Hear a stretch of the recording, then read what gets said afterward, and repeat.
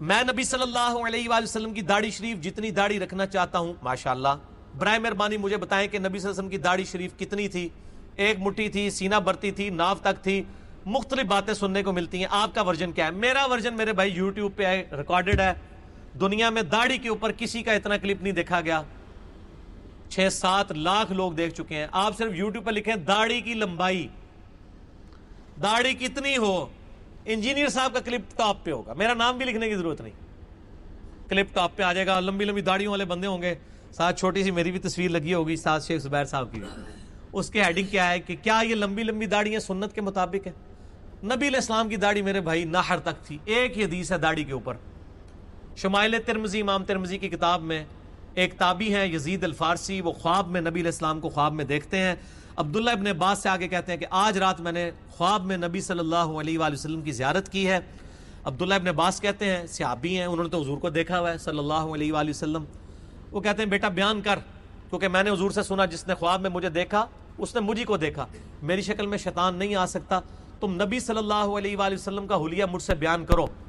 تو وہ حلیہ بیان کرتے ہیں اور کہتے ہیں کہ نبی علیہ السلام کی آنکھیں مبارک، بال مبارک، اسی طریقے سے یہ بھویں، چہرہ مبارک گول اور ہاتھوں کا گوشت، یہ ساری چیزیں بیان کرتے ہیں. کہتے ہیں کہ داڑھی پورے چہرے مبارک پہ گول پھیلی ہوئی تھی اور سینے مبارک پہ، وہ کہتے ہیں کہ داڑھی سینے مبارک سامنے جو ہے وہ نہر تک تھی. نہر اسے کہتے ہیں، یہ گلے اور سینے کا جوڑ. تو یہ ایک مٹھی بنتی ہے. نبی علیہ السلام کی داڑھی ایک مٹھی تھی، اس سے لمبی نہیں ہوئی قدرتاً. اسی لیے عبداللہ بن عمر، ابو ہریرہ اور عبداللہ ابن عباس یہ تینوں مٹھی کے بعد داڑھی کاٹتے تھے. باقیوں کی تو ضرورت ہی نہیں، کیونکہ ابو ہریرہ اور عبداللہ بن عمر یہ دو ہی صحابہ ہیں جنہوں نے داڑھیاں بڑھاؤ اور مونچھیں پس کرو والی حدیث روایت کی ہے، اور دونوں مٹھی کے بعد کاٹتے تھے. داڑھی کی شرعی لمبائی مٹھی ہی ہے، اس کے بعد اگر کوئی رکھے تو صرف جائز ہے. بہرحال بہتر طریقہ یہی ہے کہ نبی علیہ السلام سے آگے نہ بڑھا جائے، داڑھی مٹھی ہی رکھی جائے. میں تو داڑھی کاٹتا ہی نہیں ہوں، یہ نہ سمجھیں کہ میں اپنے لیے وار کر ہوں، میری تو داڑھی مٹھی سے بڑی ہوئی نہیں ہے. اس کے اگینسٹ سنن نسائی میں حدیث ہے جو داڑھی کو گرا لگائے محمد صلی اللہ علیہ وآلہ وسلم اس سے اعلان برات کرتے ہیں. جنہوں نے لمبی رکھی ہیں وہ اندر یوں فولڈ کر کے رکھی ہوتی ہیں، وہ حرام ہے.